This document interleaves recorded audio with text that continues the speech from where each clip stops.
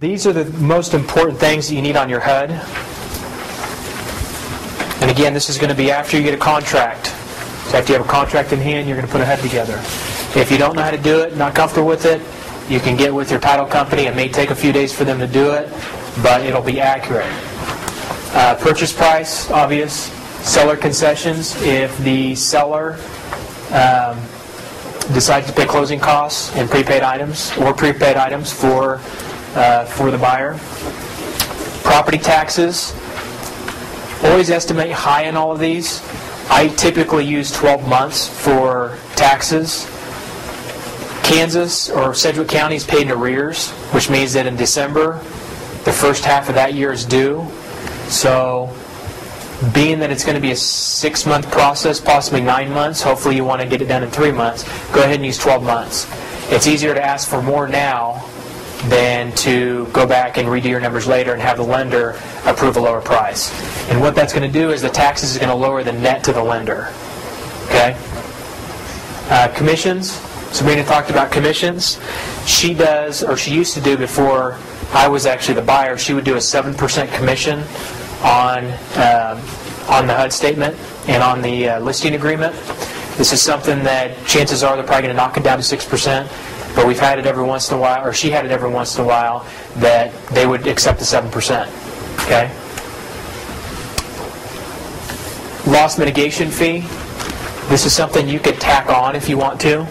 Typically the bank will be acceptable to a 1% loss mitigation fee, and that could be payable to you directly.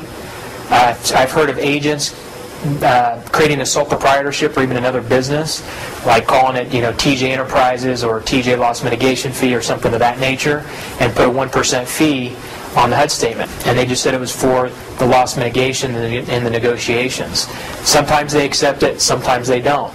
But if you want to try that, they might knock the commission down to 6%, but you could get another % with the loss mitigation fee.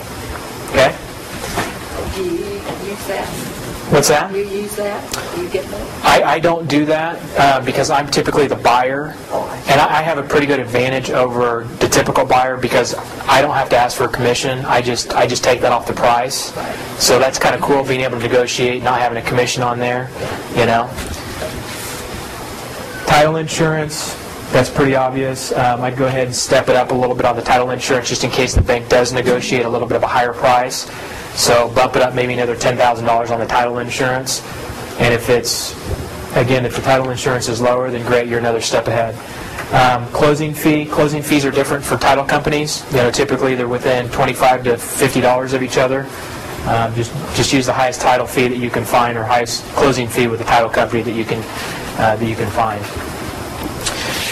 Now I have a HUD statement in your packet. Do you guys want to go over that? Would it be beneficial if we went over that? Yes? Okay.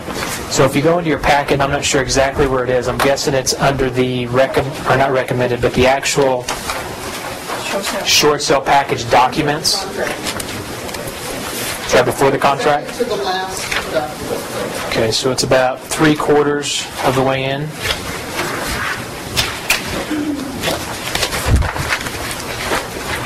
Now, I have a program on my computer that I created that actually I can input the numbers on here. So, I think you can buy them online. They're pretty expensive. If you guys need it, just email me and I'll send it to you. It's pretty simple to use. If you look at the right side, you've got the seller side. That's a contract sales price. Then you see what the mortgage companies are getting. You're always going to want to zero it out on the bottom so that the seller receives zero. In this particular case, we're trying to negotiate a $2,000 payoff. It's actually I want to say a $30,000 second mortgage, and we're trying to negotiate it down to $2,000. And we've had pretty good success getting anywhere between 5 and 15% of what the second mortgage was.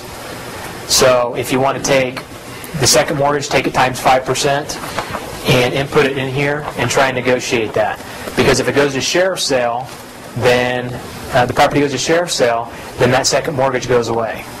Okay, now the seller may still be liable for it, but as far as attaching to the property and someone being able to buy the property, that mortgage will go away and they don't get anything unless they go after the seller. Okay?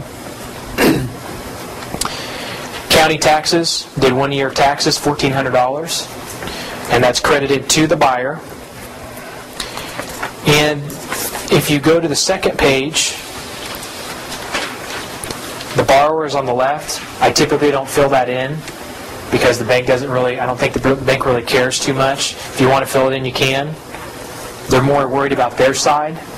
If you see on line 701, which is one of the top lines, 3150, which is 3.5% commission on each side, and that's based on a $90,000 sales price. So if you take all those costs in, you've got your number on the bottom. That transfers to the front page. Settlement charges on 502. And what you're going to do is you're actually going to do the first mortgage last. You're going to go ahead and put the second mortgage in there. You're going to put the closing costs in. You're going to put all the other fees in. And then once you go down to the bottom, it's going to show you what the seller's going to net if there was not a first mortgage. So then you're going to take that what's on the bottom there, fill it up on the top where the first mortgage is, and it's going to zero it out. So now you know what the seller or what the lender is going to net on that particular price. Okay? And the seller or the lender is worried about their net. You know, they're typically not too worried about price. They're worried about their net, what they're going to get. Okay?